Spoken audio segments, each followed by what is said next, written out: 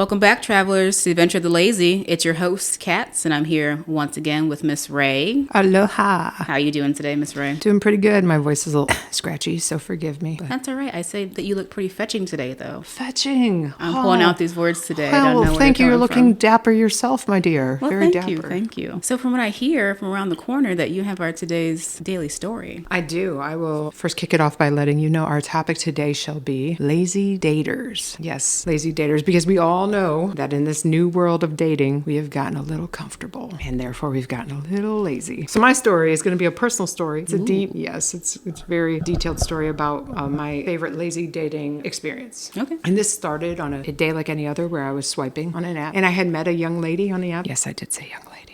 On an app, and this young lady had some beautiful headshots. Now, the key is she had some beautiful headshots. I'm looking at these photos. I'm like, she's beautiful. She has good eyes, good facial structure. And we talked for a couple days, and then we went for that glorious meet. And that glorious meet, I did meet said lady with a beautiful headshot, but this young lady had only headshots. And so when I met her, and some of the basic things that we had based our initial common ground on were like, I like running. I like going to the gym. I like surfing. I get to go meet this young lady. It was apparent that she had not been running, surfing, or going to the gym any time recently. And I got bamboozled by the headshot. Now, I could not approach her and be like, Well, here's a slight question. You say headshot. Is it truly a headshot where it's just shoulders and up? Or is it like a legit body photo? We are dealing with angles. So any girl out here in social media, we all know how to get our good angle. And on top of that, she had used the Snapchat filters. And these filters can make everybody look so pretty. And unfortunately, I fell for it. Okay. So you couldn't tell that it was a filter when I you were knew it looking was at a the photo? filter, but it's still, I was like, this was early in the filter stages, and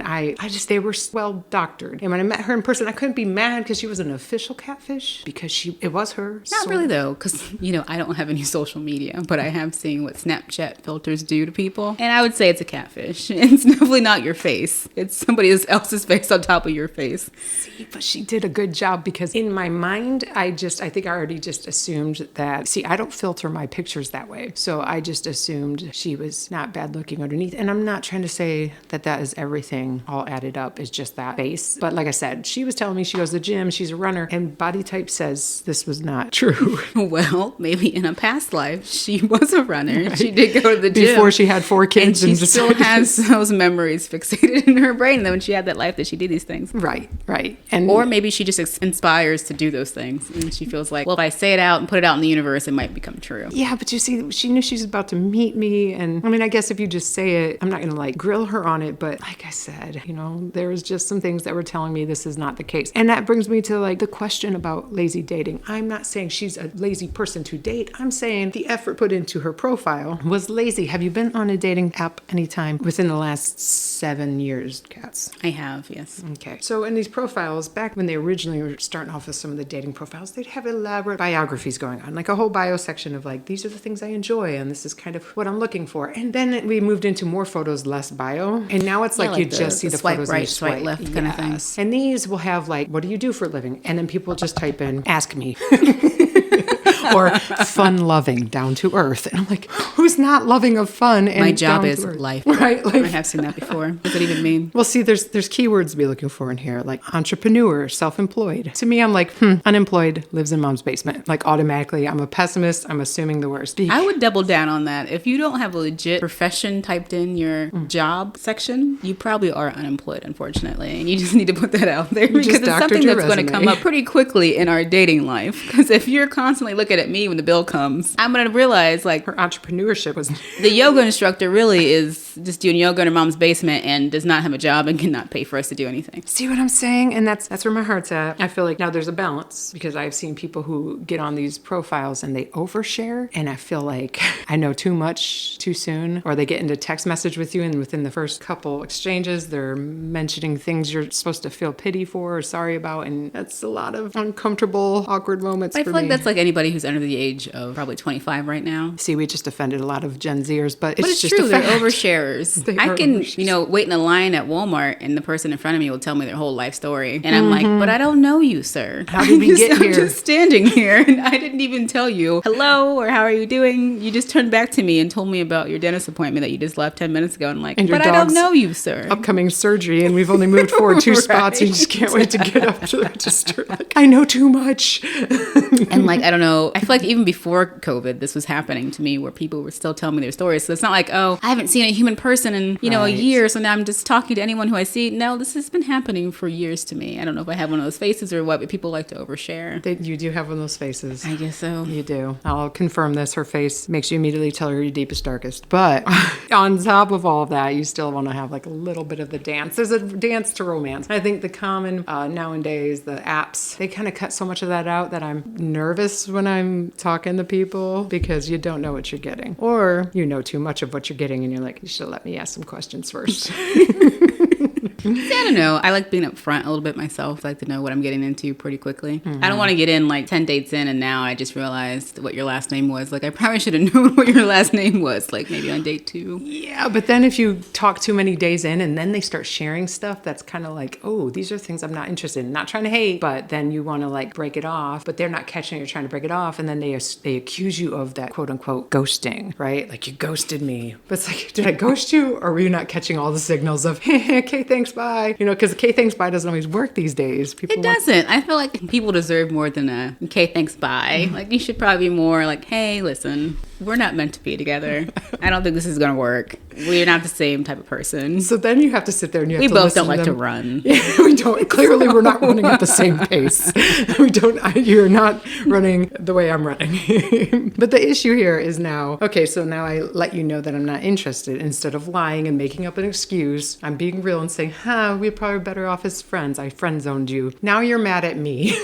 And there's either a passive aggression or just a flat out aggression, or it's my fault that this was not what we had hoped it would become. And it could have been 2 days of talking. It could have been a couple months of talking. Either way, awkward. And now I have to feel shamed that I didn't ghost you. And I actually came forward and said, this isn't really going to be a thing, but we can be friends. Doesn't work.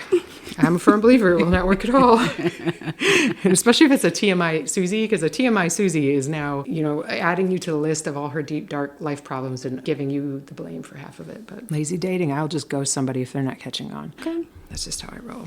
But I mean, how do you feel about that? Is it catfishing if you filter your No, I definitely pictures? think it's catfishing. If you are not upfront with like an actual unfiltered photo of your face, like I want to see what face your mom gave you, not the face that you're trying to paint on currently. And if you don't like legit tell me a little bit about who you are, where you're from, and what you actually do for a living, you're catfishing to me. I'm not talking about your Enneagram or your Scorpio, your horoscope, rising. Yeah, my sun, my moon. That's great. That's great. And your personality type. These are good things, but they tell me nothing. So I'm going to need some, common ground, and I need you to sign in blood that you're not going to stalk me, key my car, send people after me on social media. And that's exactly why I don't have social media. Because social media sparked the whole lazy dater craze. It is. It's not good. Because, you went from like meeting people in person. So first of all, I can see your face. I know what you look like. You can't hide from me. And you had to have at least a simple conversation with me to see if we connected or not, right? But now it's like, oh, I see your photo. I don't like your hairdo. I'm going to swipe left, or I don't know. Is it right? I really don't know. No, if you swipe right, you're saying, yes, I like you. Yes, queen. If you swipe left, you're saying, nope. Right. So now it's like such a quick, instant like satisfaction of where you can just immediately see somebody's face and be like, no, I don't want that person. And that to me is lazy.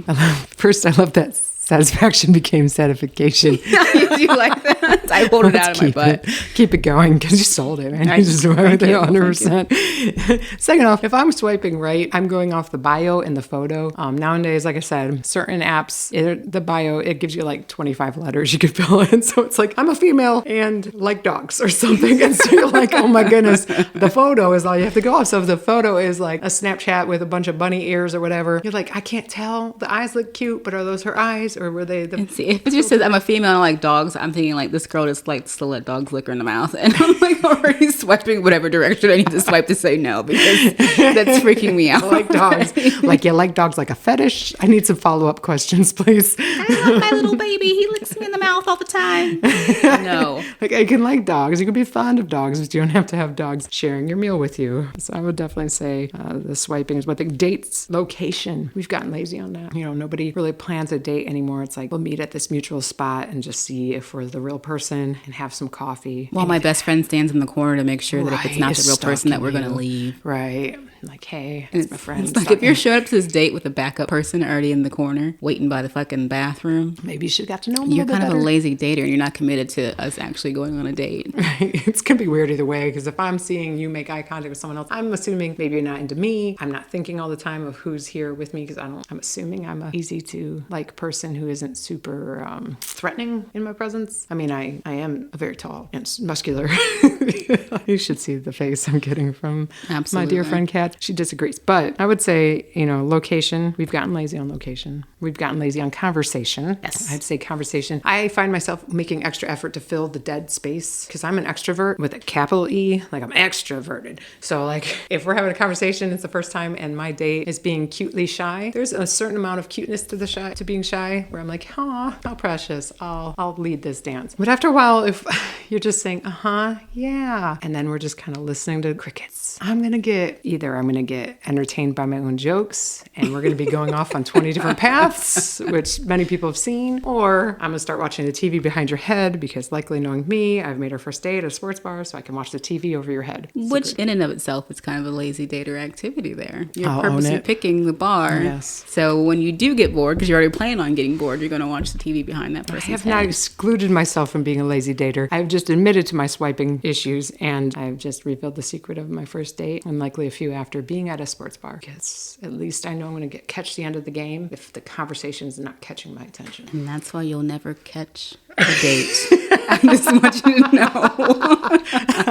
I felt that deep in my heart. You could just pull your knives out, your daggers. It's okay. It's okay. Because maybe somebody will be just romantically cute enough to just sweep in there and discuss the leading scorer of that said game. I don't know what sport I'd even be into. It depends on the season. I mean, right then it might be NBA. It could be NCAA if we're in the top of March. Well, I will wish you the best of luck on that journey with your lazy dating tactics. Because then you'll stop watching the sports behind your dates' heads. I know that, but I cannot be the only person who thinks that it's pretty much catfishing 2.0 the way the dating world is right now, because angles and filters and short bios, by the time you're actually meeting up, I feel like somebody owes me. By the time you meet somebody, you're like, you are not that person. You're that person. But that person was like a caricature of what you are. Am I wrong? No, I think you're right. Okay, sorry I offended people. It's okay. You can have I'll give you this. Have one filtered picture where you're like, I look so pretty, feel cute, might delete later. But then please put a couple real life pictures in there that include the rest of your body, so I understand what I'm getting. I say just go all the way with who you are up front. No filters. Listed on no their caps. I don't know what that blood means. Type. If you have a strange hair lip, it's okay. Just make sure you catch that. Don't hide that in lighting. We don't want to be surprised when we show up like, oh, hi.